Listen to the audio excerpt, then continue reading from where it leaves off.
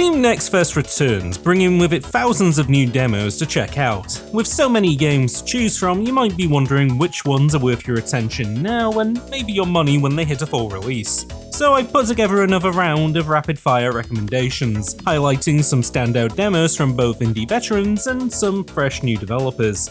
Let's dive in, starting with what I consider the standout game of February's showcase.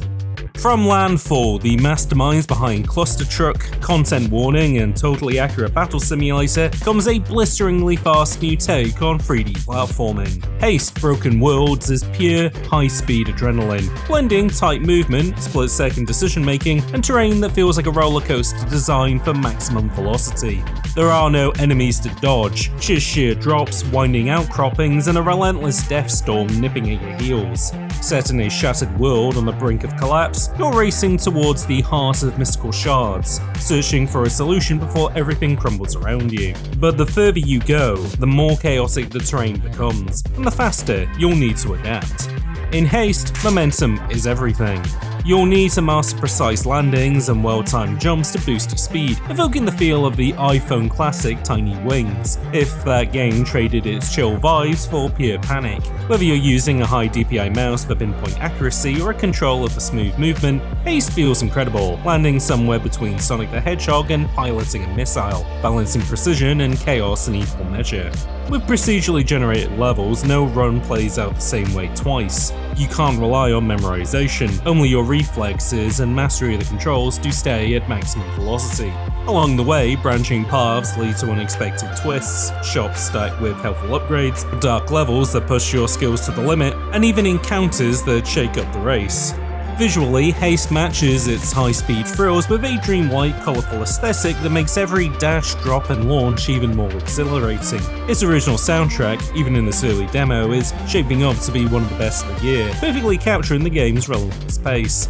If there's one game from this Next Fest you absolutely need to try, it's Haste. Whether you're looking for a fresh take on 3D Sonic or just want to experience platforming speeds pushed to its absolute limit, there's absolutely nothing else like it. I've been a fan of Landfall all the way back to Stick Fight the game, and I hope that Haste might just be the title that finally launches them out of being a cult Steam developer and into the mainstream. For something a little more relaxed, Ruffy and the Riverside offers a cozy throwback to classic 3D platformers like Banjo-Kazooie, while introducing a unique visual style and an inventive mechanic that elevates it out of simple nostalgia. As you can see, it's a world built from polygons wrapped in cartoon textures, but its characters, including the titular Ruffy, are animated as paper cutouts. Much like 1993's Doom, the sprites shift between hand-drawn frames depending on their position relative to the camera, a kind of stop-motion solution to a 2D character in a 3D world. While this isn't the first game to experiment with mixing flat characters in a volumetric space, it's undeniably charming, and paired with a hand-drawn look gives Ruffy an eye-catching identity.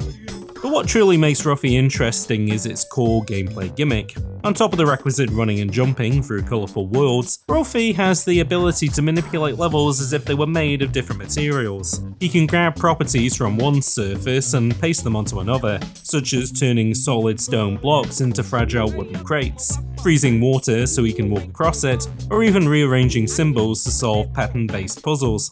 It's a clever system, and the developers have already showcased a variety of creative ways to use it, from navigation challenges to more abstract problem solving. Of course, the game is still in early development, and there's a lot of potential for this mechanic to evolve into something even more intricate. I'm hopeful the final version will fully lean into its puzzle-solving aspects and push its ideas to new heights. While the platforming itself isn't the most expressive and character designs might not be immediately lovable, Ruffy in the Riverside has a refreshing hook that could help it carve out a space alongside the best N64-era throwbacks. If the developers can refine and expand on its core ideas, this might just be a hidden gem in the making. Next Fest is never short of so-called wholesome games, and this year's lineup is especially packed with strong contenders in the cozy space. One of the biggest is likely to be Wonderstop, the highly anticipated new game from the creator of the Stanley Parable and the Beginner's Guide. But the title I want to highlight is something smaller, quieter, and maybe not as ambitious, but just as worth your time. Spilled feels like a companion piece to Terra Nil, the eco-friendly city unbuilder from 3 Lives. Instead of restoring landscapes from the skies, you're down on the water, piloting a tiny tugboat that putters around like an RC car. Your mission? Cleaning up oil spills, collecting discarded glass bottles, and rescuing stranded wetland animals. The more garbage you remove, the more coins you earn to upgrade your boat, making your cleanup efforts even more efficient. It's certainly not Doom Eternal, but for me, this is the ideal of a wholesome experience. Low friction, satisfying rewards, and a relaxing atmosphere. Compared to Wonderstop, which juxtaposes its themes of overcoming anxiety with the most detailed team-making mechanics ever put into a video game, Spilled takes a different approach. It knows exactly what it wants to be, a mechanically sound, aesthetically gentle game that feels like a soft, comforting plush toy in video game form. I don't expect the full release to shake the formula too much, but if you're looking for something soothing and meditative, this might be the perfect game to unwind with.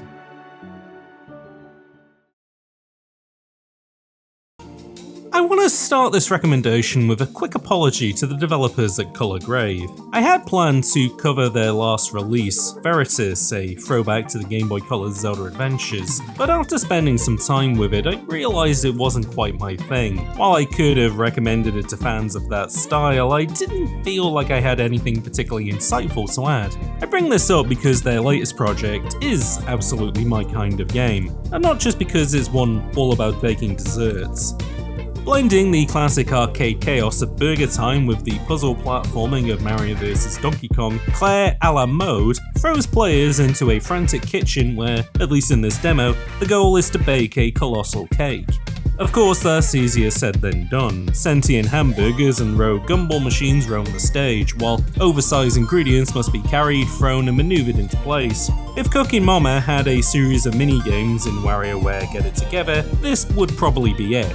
The game takes standard baking tasks and transforms them into obstacle courses. Heating the oven means dodging the fire it spits out, while decorating the cake has you manning a turret to spread icing. The variety in tasks already makes for a fun, dynamic experience, and with multiplayer built in, I can see the potential for chaotic cooperation, or light-hearted competition, as players scramble to complete the cake. And even in this early state, the concept feels right for expansion. New desserts could introduce unique recipe challenges, each reimagined as a fresh platforming challenge. If there's one thing that stands out both in Veritas and Claire a la Mode, it's Color Grave's world-class sprite work. It's fascinating to see how their art style shifts between projects, from the Zelda-inspired pixel art of their last game to something more chibi and arcade-like here. That's while still keeping to the forefront of what seems to be Color Grave's calling card of casting monster girls. I will always champion arcade platformers, especially those that embrace the single-screen puzzle action gameplay of Donkey Kong 94, and Claire a la Mode feels like a worthy addition to that lineage. Color Grave is cooking up something special here, and I can't wait to grab another slice. Another arcade classic in the making, Maze Mice delivers a compelling pitch. Imagine Super Hot meets Pac-Man Championship Edition meets Vampire Survivors, from the creator of Look Be a Landlord, the game that helped inspire last year's indie mega hit Balatro. It's an impressive pedigree, and even in this early form, Maze Mice pulls off its ambitious mix of influences remarkably well. Whether it will surpass expectations remains to be seen, but right now it's already a lot of fun. The way these elements come together is particularly clever. Like in Vampire Survivors, experienced gems are scattered across the level, but instead of mindlessly hoovering them up, they're arranged in trails like Pac-Man dots, encouraging you to weave strategic laps around the maze. Of course, it wouldn't be much of a chase without danger, and eventually you'll have dozens of cats hot on your trail, ready to pounce at any misstep. But there's a twist. Time only moves when you do. At first, it felt a little jarring, maybe because my Pac-Man instincts were expecting constant motion. But after a few rounds, I found myself appreciating the ability to pause and plan my next move. It adds a welcome layer of tactical depth, making each decision feel deliberate rather than purely reactive. The upgrades also add another layer of strategy, forcing you to decide whether to spread all your skills evenly or pump all your XP into a single ability. Before long, natural strategies started to emerge, like leading the ghostly cats into the center of the maze to buy myself more breathing room. Visually, Maze Mice looks sleek, with charming sprite work that gives the world and character plenty of personality. That said, UI, particle effects, and text don't quite match the same level of polish, creating a slight disconnect in presentation. It's not enough to sink its claws in negatively, but a little extra refinement would go a long way. The soundtrack, on the other hand, is right on the mark, high-energy electronica that perfectly matches the game's frantic yet tactical pace. While the developer's first title had a scrappy charm to its rough edges, I'm hoping Maze Mice gets that extra bit of polish to really sharpen its bite. The core idea is rock solid, and while it may seem like a game stitched together from popular influences, it never feels like a copycat. Instead, it takes Vampire Survivor's best mechanics and lets them scurry into an entirely new genre. If it keeps up this momentum, Maze Mice could be a real underdog in the Bullet Heaven-inspired space, one that's quick, clever, and pretty hard to put down. Singing in a quick recommendation for this one while my boss isn't looking. Spreadcheat is one of several Next Fest titles this year playing with the aesthetic of 90s corporate stock imagery and office culture, but this one stands out by having the gameplay to match. Imagine Microsoft Excel turned into a number matching puzzle game, except instead of crunching data, you're fudging the numbers to get the results you need. Your reward? A steady trickle of absurd office humor and delightfully clunky 3D Movie Maker inspired graphics. It's not the biggest nor the most complex game in Next Fest, but it's definitely worth a look, especially if you need something to pass the time on your lunch break. For an extra dose of workplace distraction, you can pair it with Bongo Cat, a fine feline who enthusiastically slaps his paws on your desktop with every click or keystroke. Is it a video game? Hard to say, but the more you click, the more fun hats you unlock, which is more than enough incentive for me. I haven't actually unlocked one yet, but maybe if I keep writing the scripts, I may have by the time this video is done. Bending the rules of Next Fest a little here to talk about a demo that's been out for over a month, one tied to a wildly successful Kickstarter that I was more than happy to back. If you're subscribed to the Wario channel, chances are you've already checked this one out, but if not, let me introduce you to Mindwave, a PC take on WarioWare set in the depths of brain space.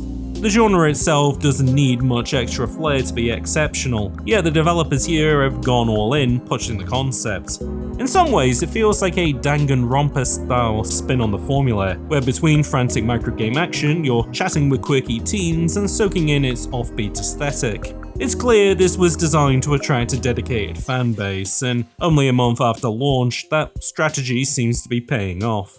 As a WarioWare expert, what's my take on the gameplay? Well, the way Mindwave incorporates different PC input methods across its microgames is a great twist, keeping things fresh while ensuring there's enough lead-in time to understand each new challenge without confusion.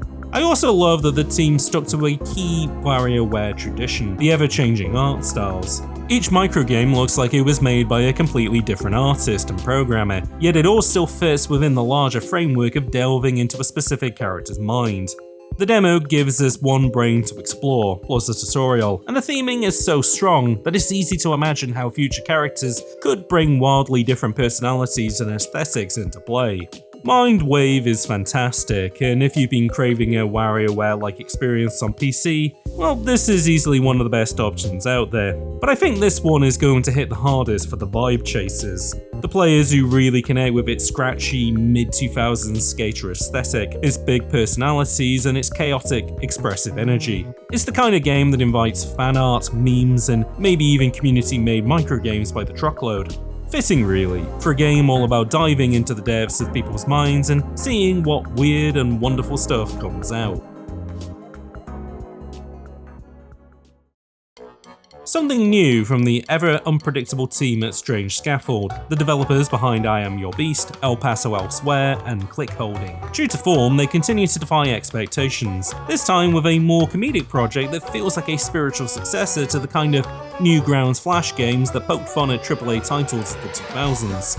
On the surface, creepy Redneck Dinosaur Mansion 3 is Resident Evil with dinosaurs, but in reality it's a match-free puzzle game in the vein of Bejeweled, where all your character's attacks and defenses are fueled by color-matching combos.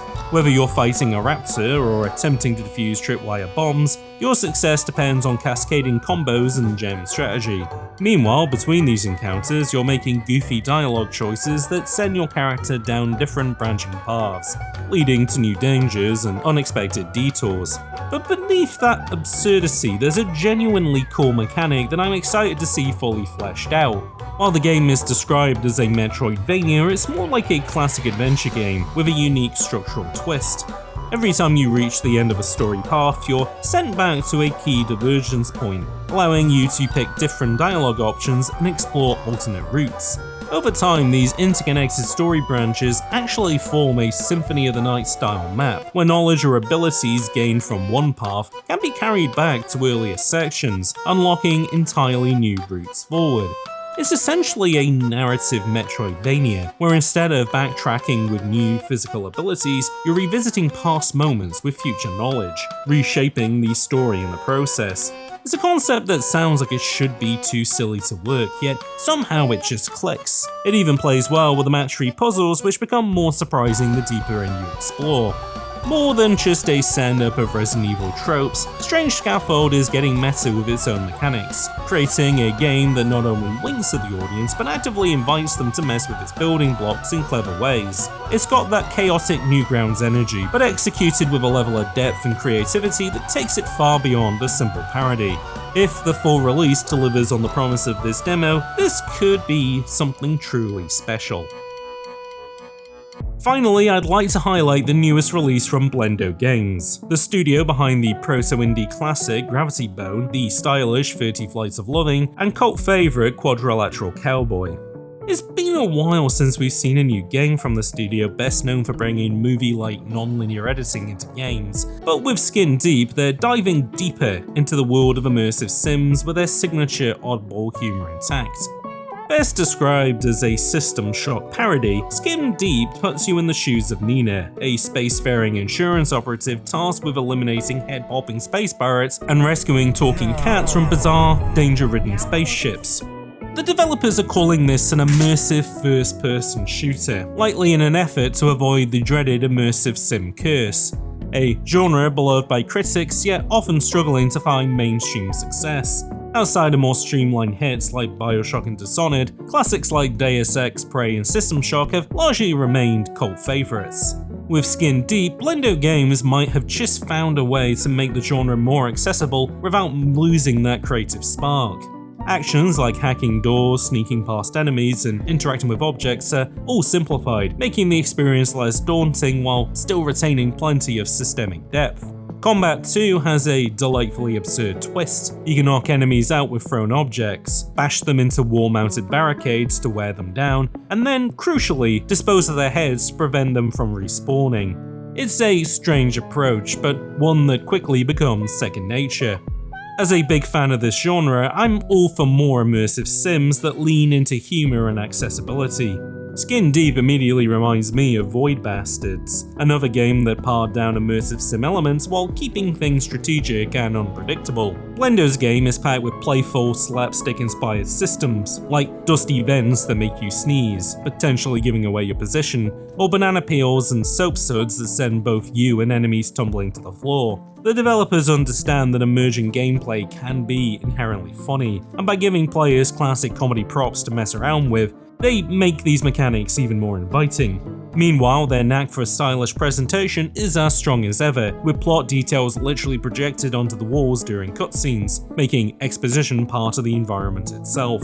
After years in development, Skin Deep is finally set for release on, of all days, my birthday, and I can't wait to see how far Blendo has taken the concept. If nothing else, it's always exciting to have another immersive sim to add to the pantheon of greats. And if Skin Deep manages to crack the code for bringing the genre to a wider audience, all the better. So, those were my standout picks from February 2025 Steam Next Fest, but honestly, these are just the tip of the iceberg. There were plenty of great demos I haven't mentioned yet, like Platonic's brilliantly chaotic side-on basketball brawler Dunk Dunk, the gentle logic puzzles of Is This Seat Taken, or the latest surreal dem from cult devs Cosmo D, Moves of the Diamond Hand. And with so many more games to dig into, well, now it's your turn. What caught your eye this next fest? Which demos impressed you the most, and what are you most excited to see reach full release? Drop your recommendations in the comments below. Until next time, I'm James, and I'll see you all in the next upload.